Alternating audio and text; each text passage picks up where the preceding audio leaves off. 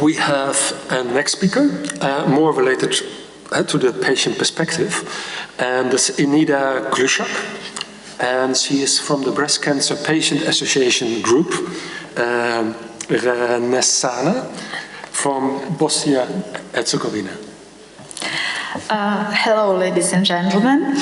I must say this is the first time that I actually speak English, but I would try and I do my best. At first, thank you for the invitation to your wonderful country. It's a great honor for me to participate in such an important event, especially here in Romania, because you are a good example to us that changes can be made in the healthcare system, taking into account the benefit of patients and their best interest.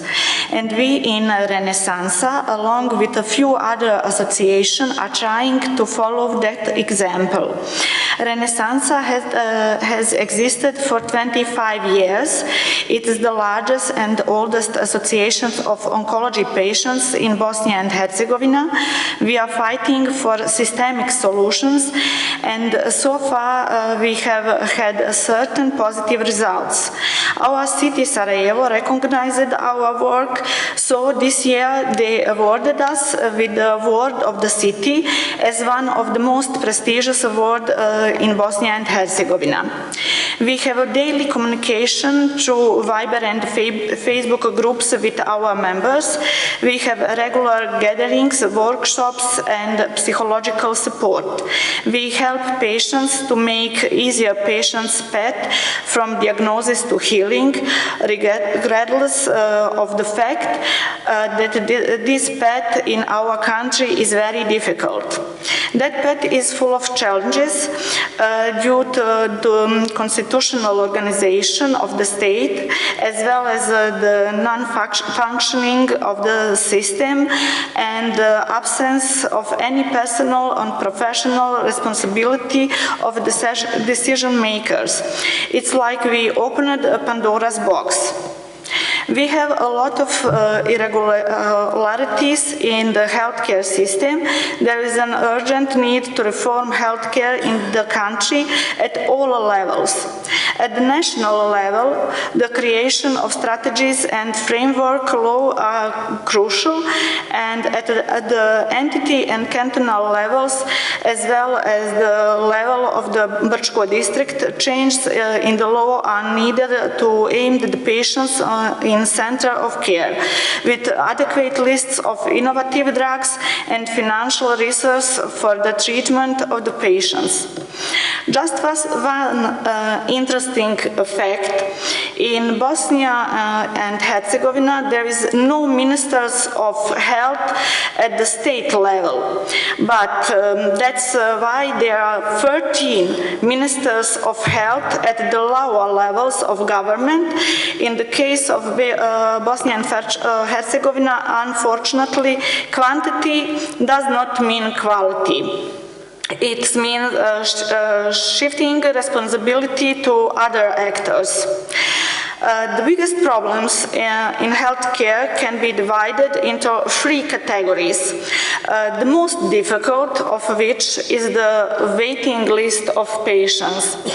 We also call it the dead list, because many patients die before receiving treatment or receive treatment when the disease has already progressed so much that the medicine does not work for them.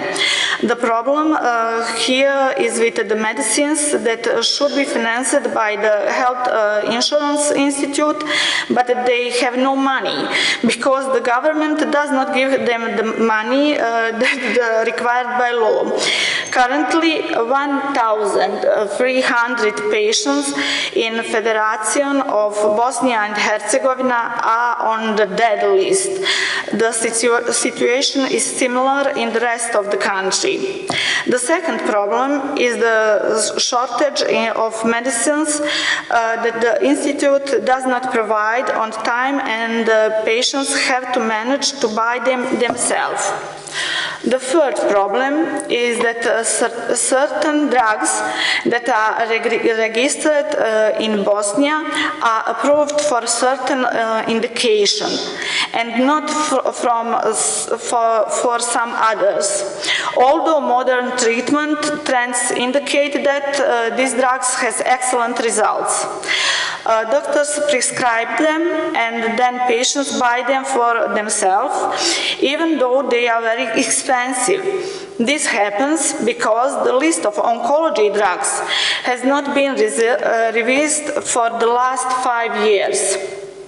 Because all of this, patients often buy medicines abroad, and due to lack of money for these people, they collect money through SMS calls and humanitarian actions. Sometimes patients are desperate and give up treatment because they have been deprived of their basic human right, the right to live and the right to dignified treatment.